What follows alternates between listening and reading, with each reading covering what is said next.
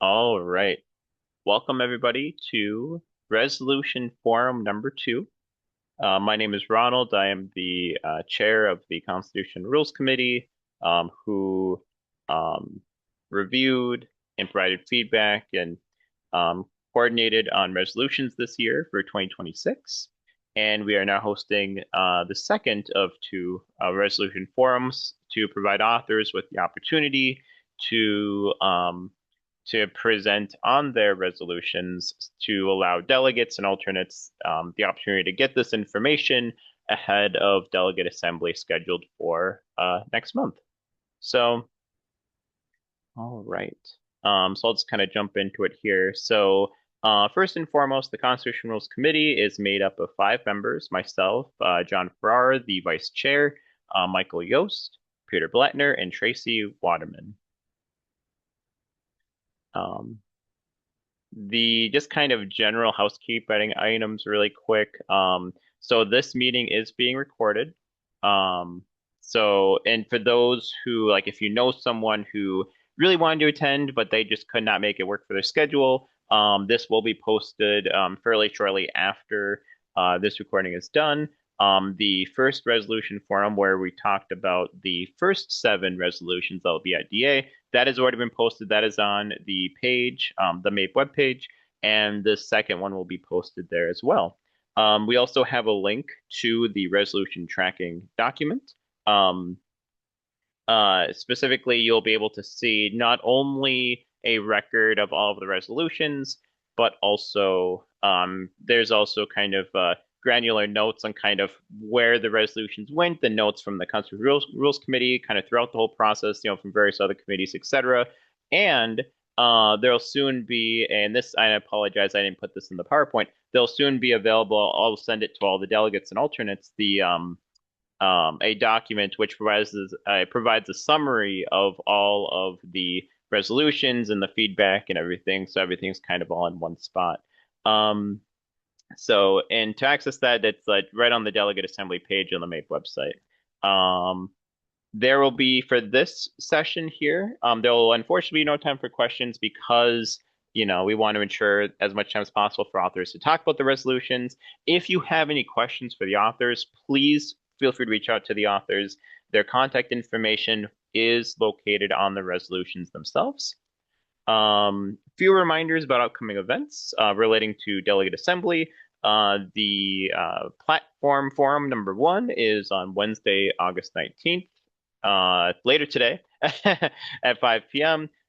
There's also the second one on the 25th of August. There's also a budget review on September 2nd, I believe, hosted by the Finance Work Group to discuss the budget for a proposed budget for 2027. That'll be voted upon at Delegate Assembly. And then there'll also be a standing rules review on Wednesday, September 2nd at noon to kind of get delegates familiarized with standing rules, and all of like Robert's rules, et cetera, ahead of Delegate Assembly. A really, really brief overview. I know we're kind of running out of time here. A resolution is a formal request to change the governing documents and policies of MAPE. That includes, so governing documents includes our constitution, election rules, and bylaws. And then those are submitted to the Constitutional Rules Committee. We review it, provide feedback, forward the resolutions for feedback to other relevant committees and governing entities within MAPE to get further feedback, and then ultimately come up with recommendation for whether it's ready for debate or not. And then just a really brief note, we have resolutions. Proposals kind of distinguished from resolutions. Those are submissions to the board of directors as opposed to delegate assembly. Resolutions go to DA. Proposals go to the board of directors. Proposals can only be bylaw changes and policy changes, whereas the resolutions can be all of like everything. Yeah. So there are kind of pros and cons to both. I won't get into the kind of the specifics here, but that's just, when you hear people talk about proposals versus resolutions, that's just kind of what we mean. And today well, as kind of previously mentioned, the first seven resolutions were discussed at the last resolution forum. We're kind of going in order of what the proposed agenda will be for DA. This meeting will be talking about the next seven, the final seven, the second half. And we'll kind of start things out with Lindsay Franklin on the term limits resolution. So, Lindsay, if you want to take it away. Hi, good afternoon. Thank you. So yes, I am proposing a resolution that would amend the statewide and regional terms. So currently MAPE for our regional directors and our statewide elected officers, folks are serving 2 4-year terms, or up to 2 4-year terms, I should say. And my proposed resolution is to, or my resolution is to change that to 2-year terms and up to 3 terms in the same office. And I am proposing this for a couple of reasons. For those of you that have been around MAPE for a while, you might remember this as what we used to do. And I think there's really good reasons to go back to that. I think one, our we have a lot of special elections. Currently, our president, our vice president, and our secretary are all serving in positions after being elected in special elections. So they're serving the terms of other folks who were originally elected. And our treasurer is also on leave. So that is, we have 4 of our statewide positions right now that are, in this kind of weird situation that, potentially not fulfilling that term. Um, One, I think it's a significant time commitment. 4 years is a long time to commit to something when our positions at MAPE are all tied to our job. There might be reasons why you leave your job at the state altogether, or, folks have been, are really good MAPE folks get promoted to MMA, for instance. And so I think it's important that people are able to fulfill the commitment that they make. We hear this from members as well that are serving in these positions. They really want to fulfill those commitments, but that can be difficult. 4 years can also be something that can be complicated. You might want to have a child in the next 4 years, and maybe the position isn't something that you can commit to for that long. But the next 2 years, you have a good sense of what you're doing. Or retirement or other things that can happen in our lives. So I think that's one thing that's really important. I'd like to get folks, who may not be able to commit to 4 years for whatever reason to consider these positions. So I think in some ways the 4 years is also just limiting to who we can get committed. And then it also, aligns better with our current contract cycle and, our political cycle as well. We operate on biennium budget cycles, and of course, our contract is 2 years for that reason as well. So having accountability of our statewide elected leadership on a 2-year cycle, particularly our president and vice president and negotiations related actions, is really important for our members, so that we have folks that are representing us in ways that we think are correct and accurate. And I think having a check on that after 2 years is good for our members. I do want to note that in the proviso um, that I wrote, that folks that are currently serving in a 4-year term would not have to cycle off to a two-year term. That's really important to me, for a couple of reasons. One, I want to be really cognizant of the work that our staff does. We have incredible staff at MAPE, but they have limited time and resources, and we demand a lot of them. So I didn't want to add additional work onto our staff who already do a lot when it comes to elections. And also, I just think, we can do this as we cycle off. It helps with continuity. It helps, keep some historical and institutional knowledge as well. There's no changes to anybody that's currently serving in a 4-year term. It's just forward looking. So folks, if you're in a, board of directors position and you're, 1 year into that 4-year term, you will continue. What would change though is on your next term, if you were to choose to run for reelection, it would be a 2-year term, and you'd be capped at that 6 years. So the folks that are currently elected in their first term of 4-year term would transition to a 6-year term, or total limit, but not change. So that's the overall position of my resolution. I think it's pretty simple, but if folks have any questions, reach out to me at lfranklin@mape.org. All right. Thank you, Lindsay, for providing a overview of your resolution. Certainly appreciated. And I did forget to mention to everybody, I am keeping a timer. But yeah, so it's I think 7 minutes per resolution. So thank you, Lindsay, for definitely keeping it under that. All right. So the next item on the agenda here is organizing and political council updates. The author is John Ferrara. Hello, friends. My name is John Farrar. I'm the author of this resolution.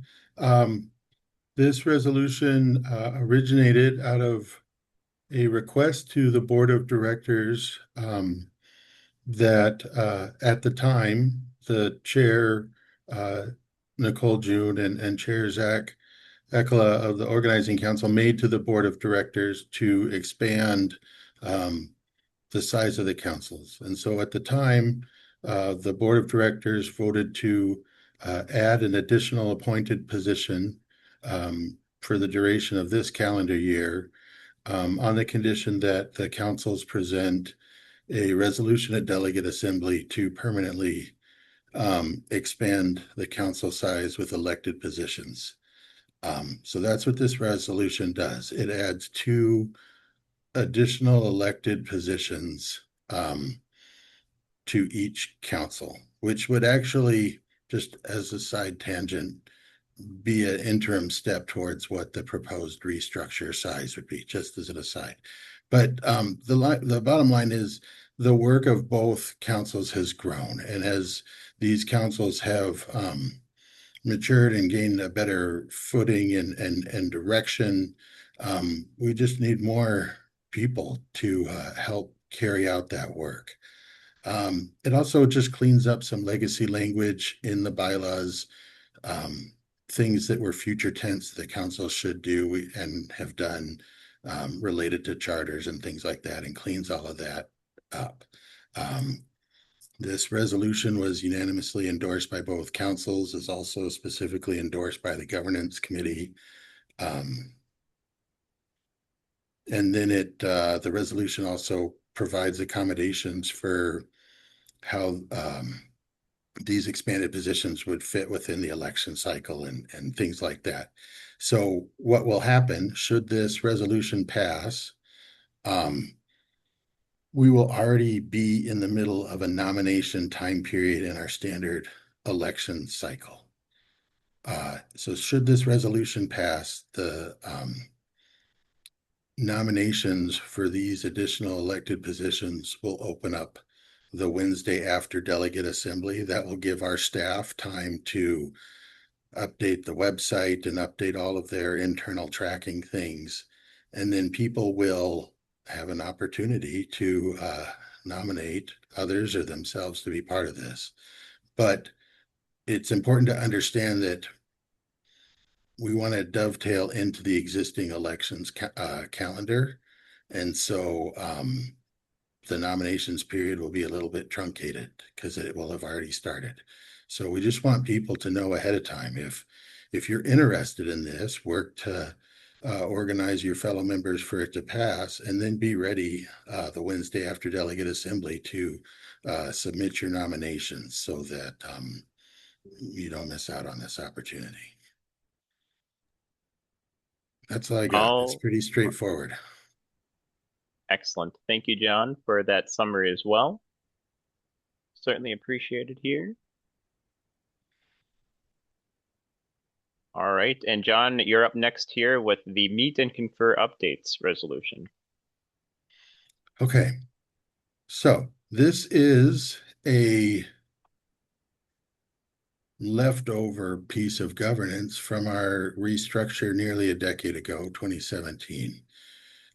There were some gaps in that structure that left this brand new position. I think the slide just should say Meet and Confer Chair update. So this is for the Speaker of the Meet and Confer Chairs Committee. We are, right now that position is a bit hobbled. They're a part of several different governing bodies in MAPE without a vote. And so this resolution is based on feedback and analysis that the governance committee did to bring how this position is created in alignment with other members of the executive committee. It is now subject to a statewide election, just like all the other executive committee positions are. It now requires that the person be holding this office exclusively and not be like the chair of an agency meet and confer or local president, just like we do for the other executive members. It better defines their role in negotiations, and it gives the speaker of the meet and confer chairs committee votes on at delegate assembly, at the board of directors, at the executive committee, which they currently do not have. So by bringing it in alignment with the other positions as far as the position requirements go, it also grants voting rights in those spaces. All right. Thank you, John, for that summary as well. And now I will go into my resolution today, local funding reform. All right. This resolution seeks to, as the name implies, revamp the way that locals are funded. For those who don't know, locals have historically, and for definitely as long as I've been involved with our union, have been funded essentially at the rate of $1.25 per dues paying member per paycheck. That rate has not increased at all, even as our union has transitioned to a progressive dues structure where kind of the amount that you pay in dues is based on your wage and it caps at a certain amount.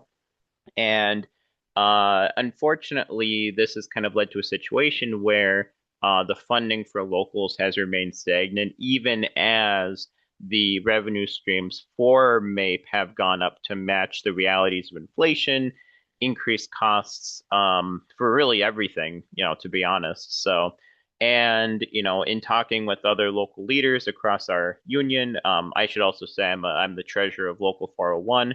So I know that we felt it at 401. I know a lot of other local leaders are feeling it as well. That the dues amount that goes to locals just unfortunately just isn't cutting it. It's we have locals making compromises in terms of how much member engagement and member activities and recruitment they can actually do on the local level, which ends up reducing overall member engagement. And really a lot of the engagement that comes from members happens at the local level, which is definitely not a dig at the kind of the statewide governing entities. It's arguably not their job to do that level of engagement. It's really a lot of it comes down to the activity and to what extent that work can be done at the local level. And when that work can't be done due to lack of funding, then you're going to have less engaged members. You're going to have increased likelihood of people dropping their membership, and you're not going to have as many new members coming in. So it's kind of a, so from a financial perspective, it's likely one of the reasons why we haven't, why we're not getting as many members signing up. And it's something that just, and just overall, it just needs to be adjusted. So this resolution resolves that, or tries to tackle it by replacing that $1.25 formula with a formula which is essentially 2 times the current, or 2 times the dues cap, times the number of dues paying members in the local as of a date in the prior calendar year. And what's nice is that would, increase the amount of money the locals can have so that they can spend on that member activities, member engagement in order to help build our union, get more members in, and to get people more engaged in our union, quite frankly.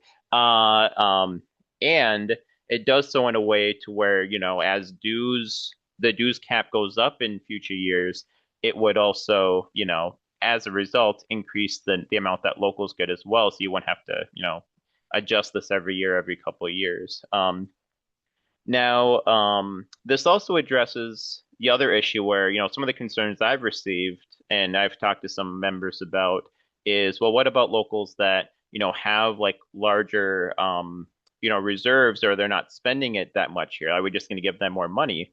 Well, how the resolution is written, it's basically instead of money going kind of, per paycheck going to the locals, they just get a lump sum amount in January, that is calculated, and sent to the local in January, and they have that amount, that they can use. But in January, if the amount the local has in reserves exceeds that calculation, then they're not going to get any more. If the reserves are below the calculation, then they would get that amount. If it's above that calculation, then they'll just kind of keep what they have and they won't get anything more for the year. But of course, if they do need more money later on, they can always request it by completing the process presented by, through the finance work group and the board of directors. So that, both ameliorates the concern over locals, getting more money when, some locals may not be using it,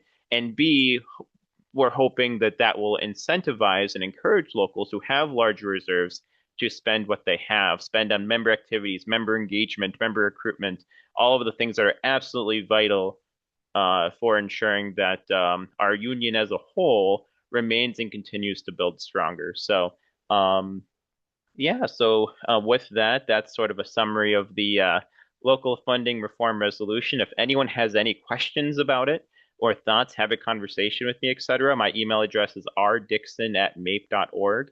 I'd be more than happy to talk through it and address any concerns. And yeah, thank you. All right, time to. There are two questions in the chat, Ronald, just so so you can be aware of those. So thank you. Yeah, so good note. Yeah, so I think what we'll do, because I think there was another question about a different resolution as well. I think what we may want to do, because we originally didn't schedule time for questions, if at the end, if there's a considerable amount of time, we could potentially address some of the questions if authors are still here and want to. Otherwise, folks with questions can just go to the authors. So thank you, Jen, for pointing that out. All right. So now putting back the host hat on here, let's go to the next one, the Independent Political Expenditures Reform Resolution, authored by Michael Yost. Hi, everyone. Can you hear me? Yes. Great. Yeah. Hi, everyone. I'm Michael Yost. I'm a member of Local 401. This resolution is a little spicy, but I think it's very worthwhile. It was prompted kind of by a specific line in MAPE's budget that's overseen by the statewide board of directors. This line item has a few different names, but we're going to call it the political fund for simplicity. This is one of several types of political spending that MAPE does. To zoom out a little bit, we have a few different kind of line items. The first is staff. MAPE employs staff to perform lobbying of the legislature. We also have the political council. The members of the political council are members who are elected directly by rank and file members. They oversee our legislative work, putting on lobby day, drafting the legislative agenda that gets voted on at DA. And then finally, we have the PAC that's funded by voluntary contributions. You don't pay for the PAC unless you check a little thing on your membership form that says, I want to contribute to the PAC. The PAC screens electoral candidates for MAPE's endorsements and donates its fund to endorse candidates. Okay, so that's everything that this resolution does not affect, right? So we're going to bracket out all those different kinds of spending from this conversation. The resolution isn't really concerned with those parts. My general sense in the conversations I've had is that, most members kind of think, okay, that makes sense how that money's used. I can support that. So what it does affect is something that I think most members are not aware of. And if they were, they would have more complicated feelings about how some of this money has been used in the past. This reforms a budget line of the subgroup of the board of directors called the Political Fund Oversight Work Group. This group and this fund have a lot of different names in different parts of MAPE's documents. So you might call it something else. But it gets voted on each year at Delegate Assembly, and there hasn't really been much conversation about it. So the goal of the resolution is to provide some oversight and transparency to this money and help bring our members into the process of how we spend it. You've probably heard, if you've been around MAPE for a while, some like an oversimplified narrative, our dues doesn't go to partisan politics. That's what the PAC's for. You can join the union even if you don't support the DFL. And if you do support the DFL, you can voluntarily choose to contribute to the PAC or not. And that's, like I said, oversimplified. For a long time, in fact, MAPE did give member dues directly to what we would call explicitly partisan political purposes. So from 2012 until 2025, MAPE used this budget line and donated an average of about $250,000 a year to different organs of the DFL. Brings it to a total of about $3.5 million over those years. And that's a lot of money. Some of this budget line goes to, what I think are good causes that I support. Things like We Make Minnesota, which is a coalition of public sector unions dedicated to raising state revenue, the revenue that pays our salaries. But the majority of this money historically was given to the DFL Central Committee, the DFL Senate Caucus, and the DFL House Caucus PACs. I don't want to alarm people, so I want to be really clear. My understanding is that we are no longer directly donating to the DFL with this money. So if you're having conversations with your members or with prospective non-members, you can honestly declare even now, even if this resolution doesn't pass, that their dues money is not going to partisan politics. But the lack of knowledge of this, I think, kind of speaks to what I would describe as a lack of accountability. On paper, you can find out about the decisions of this work group by tracking down the minutes from meetings of the board of directors. But I think we should be a little more proactive and transparent about the money. I know there's a lot of different perspectives about how MAPE should engage in politics, and I don't think we should avoid those discussions. So, by definition, we're almost all state workers. 99% of that's who 99% of MAPE is. By definition, our jobs are political. The governor's our boss. Decisions that the legislature makes determine our agency funding and the public programs that we administer. So if we want better pay and benefits and working conditions, we need to engage in politics somehow. So my idea is we kind of need to balance the diversity of our members' political viewpoints, kind of with a little bit more transparency and accountability and debate about like how we should engage politically. So that's been my goal. So what does the resolution actually do? It makes a few kind of modest reforms. First, it would require the political fund work group on the board of directors to solicit proposals and suggestions for our political spending. I think that's healthier and more democratic if rank and file members are able to provide input on these things. Statewide officers are directly elected by MAPE members. So, with that comes a certain level of discretion. Directors are also elected by their regions. But this is, one part of a really big job. So what gets decided by the work group a lot of times doesn't translate to members. So this would give us some agency in the process. The second reform would require the work group to seek feedback on proposed spending. Before they make a donation, they would have to go to the political council. All the members of the political council, they would get to hear about the proposed ideas, for spending this money. The political council chair is on the work group, but not every member of the political council is very plugged into the decisions that this other work group is making. So this would change that. I want to make sure that the political council is in dialogue. They have the expertise to kind of make judgments and provide recommendations and feedback for this spending. To get even more eyes on it, the work group would also be required to disclose a list of groups that have received donations, the amount of those donations, and a brief description of the rationale for funding that group at Delegate Assembly each year. At DA, we get summaries of all the changes in the last year to MAPE's governing documents. We get summaries of judicial complaints filed by MAPE members, a whole bunch of information. And we get asked to vote on a budget, which includes this line item, but we often don't really know where the money's gone or where it's going. So I want that to be disclosed so we can have more informed debates about our political spending at Delegate Assembly.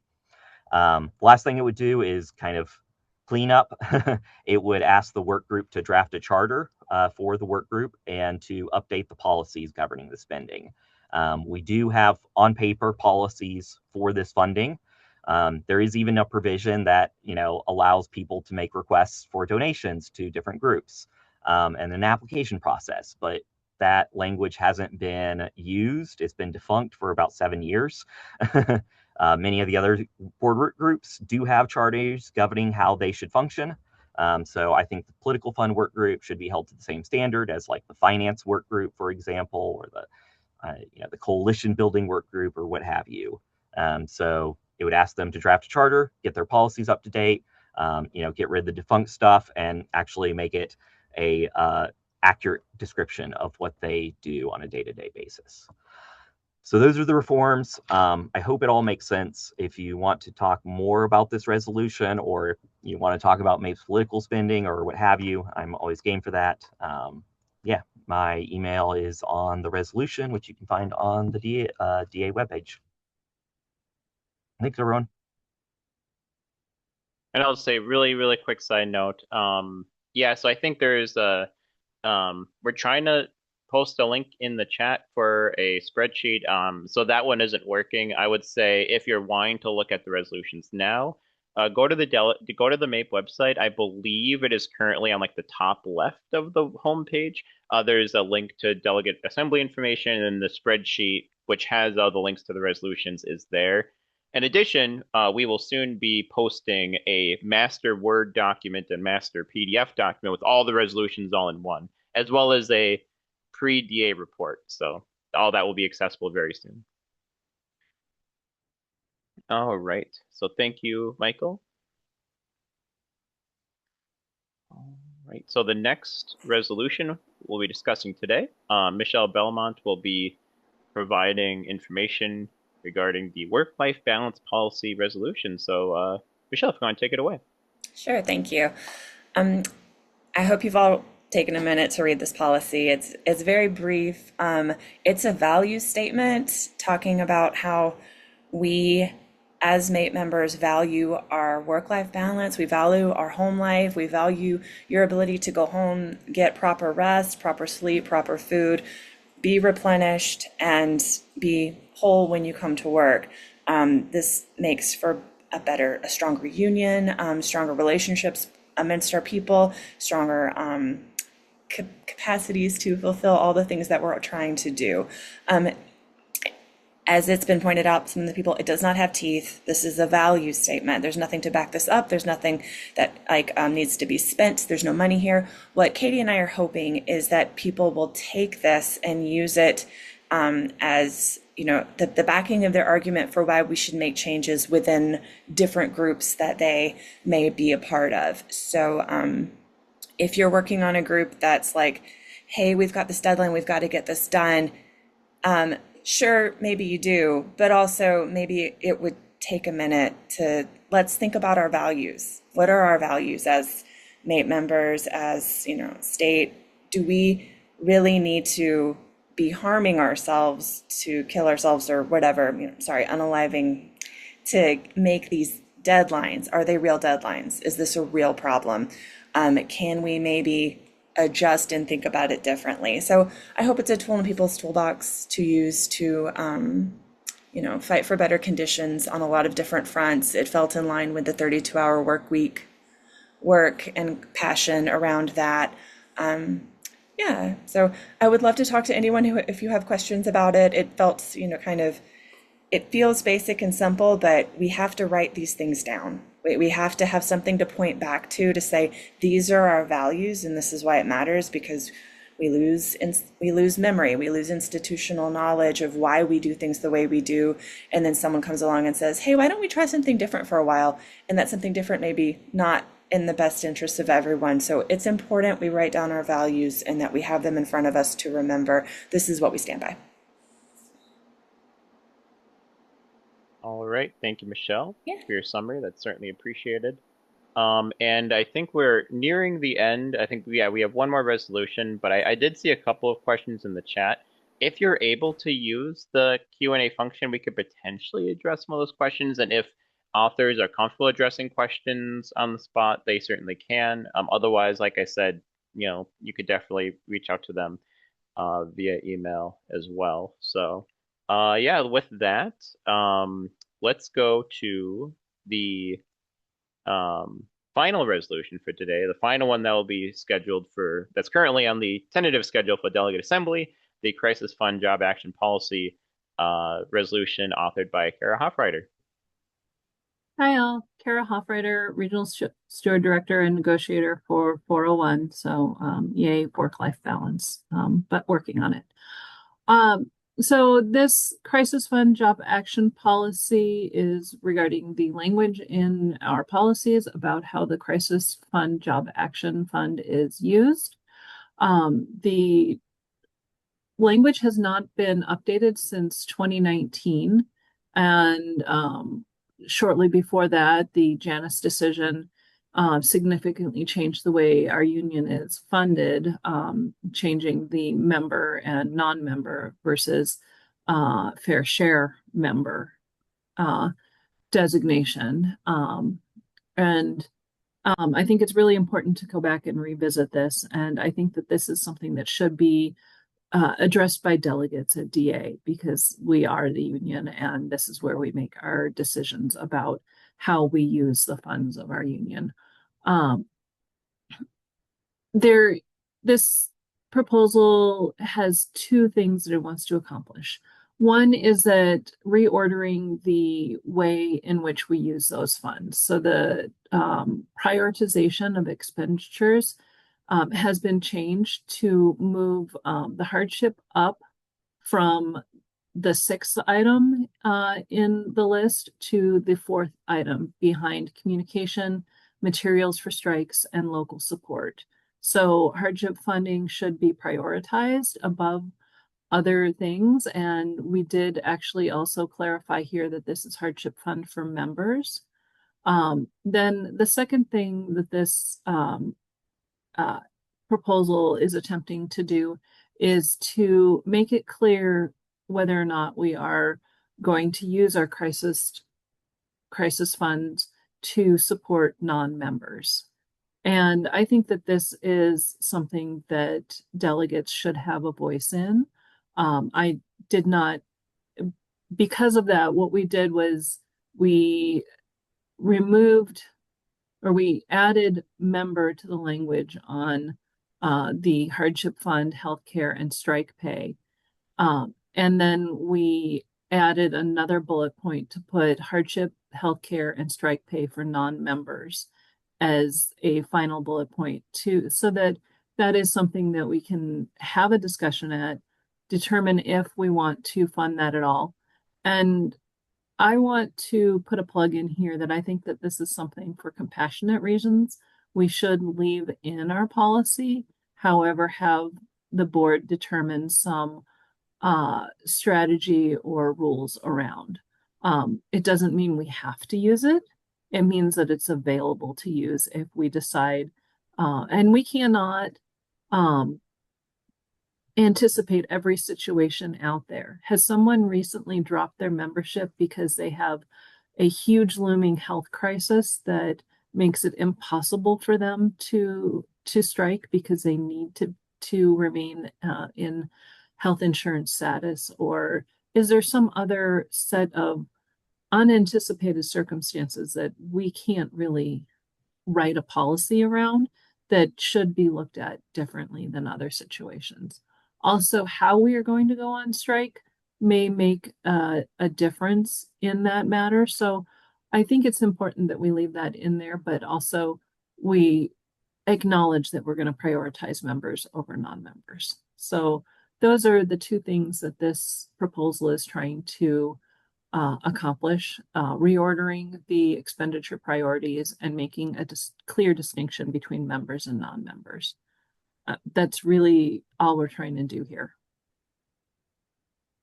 If anyone has questions, please contact me. Since writing this proposal, I have a new email address, choffreiter@mape.org, which you could also reach me at, or you can also use my state email address, which is listed on the proposal form.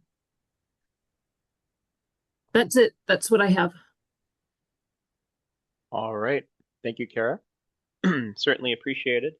And yeah, so so that concludes the formal presentation and all of the resolutions.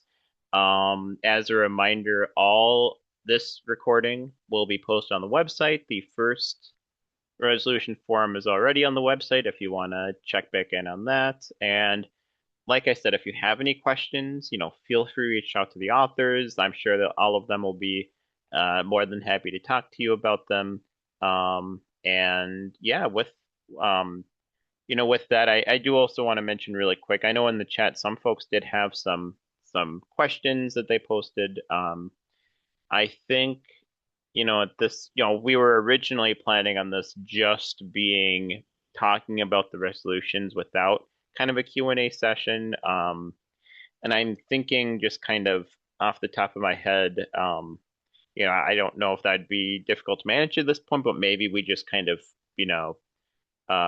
leave things here, but then encourage authors to attend, unless any of the panelists here, any of the other resolution authors have any other stronger opinions on that. I don't mind either way. I just don't want to put authors on the spot when they weren't prepared to answer questions today.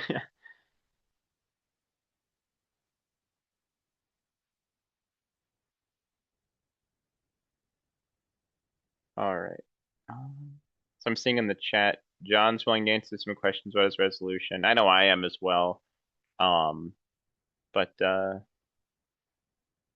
yeah, so I think we'll probably keep it going for another maybe couple minutes and yeah, see if anyone has any miscellaneous questions. I believe there's the Q&A function. That would probably be more efficient to use. I see Michael saying to host and panelists, happy to engage with questions. Kara said yes. Michelle Belmont said yes. John Farrar said yes. And then Liz is reminding everybody, please put your questions in the Q&A. That would be, that will allow us to more easily organize them. And I will just really verbally, as folks potentially type in their questions, I'll just answer one that was put in the Q&A from Carolyn Murphy asking about the fiscal impact to the increases in the organizing council and political council numbers for one of the resolutions, if that was already in the budget. And, the answer provided there is yes, that is already built into the budget. That was kind of, to my understanding, passed tentatively by the board earlier this year, and then so I think that was the reason why it's in the budget.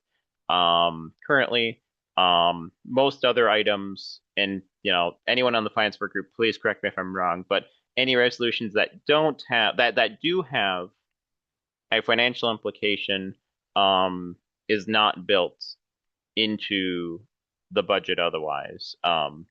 So anything that would result in budget impacts would have to be determined most likely by the board of directors in a subsequent board meeting.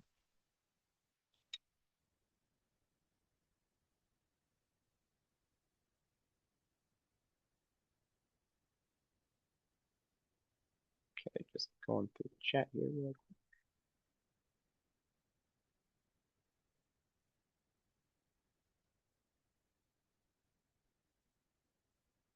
There was one question on the resolution, the local funding one, that asked what happens when a local has a lot of money on hand.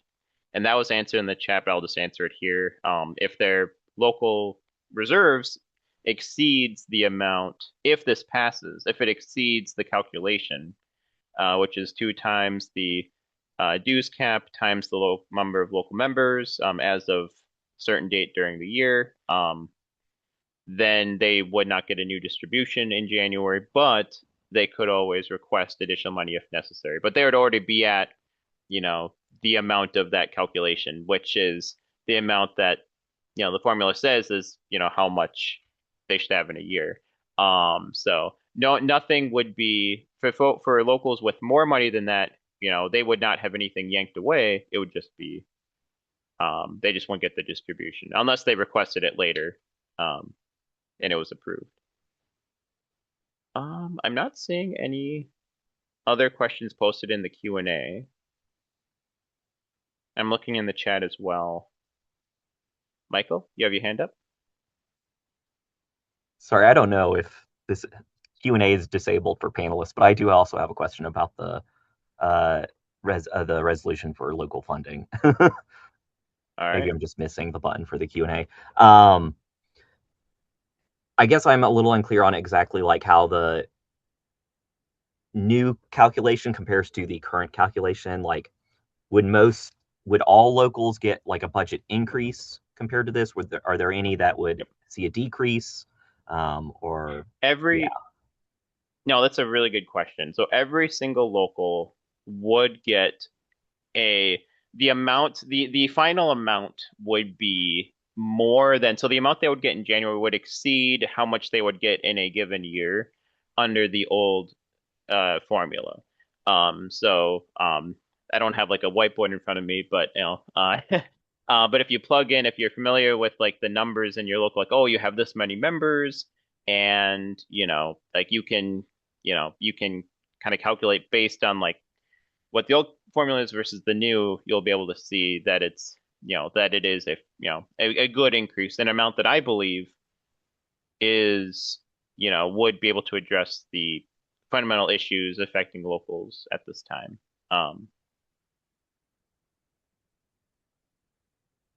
And then I do see a question. So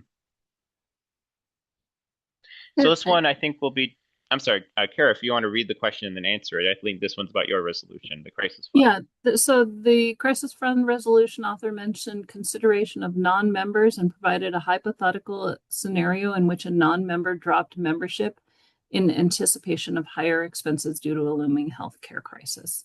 Would it be possible for locals to pay a member's dues in case so they can remain a member status and be eligible for crisis funds? I do not know the answer to that question, but I do want to say that was a hypothetical situation, just as an example. And I want to be clear that the current policy already includes non-members. There are so many situations that we could not anticipate how that could come into play. I also want to say that I have heard some explanation of why the current policy includes non-members, that I don't necessarily want to put on a recording, but should be discussed at DA, about potential strategic planning for strikes that could have an impact, and why that could include support for non-members to encourage their engagement in a strike. I hate to say I can't say everything, but at the same time, this is being recorded, and I wouldn't want to talk about anything strategic that could then give MMB or the state an edge in insight into how we would do any planning.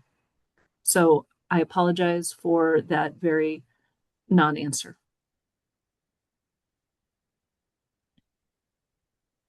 John, you have your hand up? You're muted, John. Push the wrong button. Yeah, I just want to thank Kara for her discretion there. Certainly that has come up in the past, and reach out to us offline. I did also just want to raise up about the question about locals paying dues for other members. That's expressly forbidden, but there are other opportunities for locals to offer good and welfare and crisis support for members. So I think the mechanics of that would be the member would keep paying the dues, and then the local would offer aid through a different channel. Yeah, I think there are certainly arguments to be made for and against, and I think Kara is really smart to say, let's save that for delegate assembly on the floor or for some non-recorded places. But delegate assembly is exactly where we should be having this conversation. And I can throw in here really quick too that I know that there are several locals. I know Local 401 and 901, I believe. There are more than that. But those are the two that come to my mind, kind of off the top of my head, that have policies in place regarding, like hardship assistance and, member support and whatnot. So if you're in a local, you're a local leader and you're exploring that sort of policy for your local, and you're kind of wanting to know what other locals have done, you could definitely reach out to local leaders. And I'm also seeing in the chat, Local 1101 as well has a member hardship fund. So there are definitely several, and I'm sure there are more as well. So definitely, there are a lot of, there's a lot of precedents at your disposal. And if you don't remember, who the locals are, but you want to inquire, you can always reach out to me, and I can, try to get you in touch with some of these locals. I'd be more than happy to. Oh, I'm sorry. Looking at host and panelist chat, 2101, not 1101 for member hardship fund. And looks like 502 also has something as well. So that's hardship fund. So awesome. All right. Any other? Oh, okay. So chat says 1101 and 2101. Okay.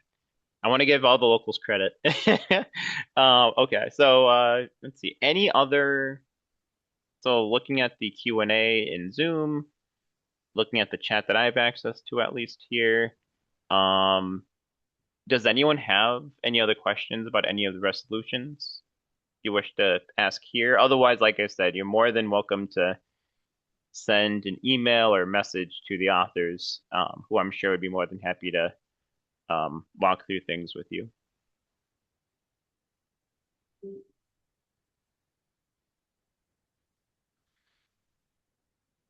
All right. Hearing or seeing nothing else here, I think we can call it. I think we can end the recording now.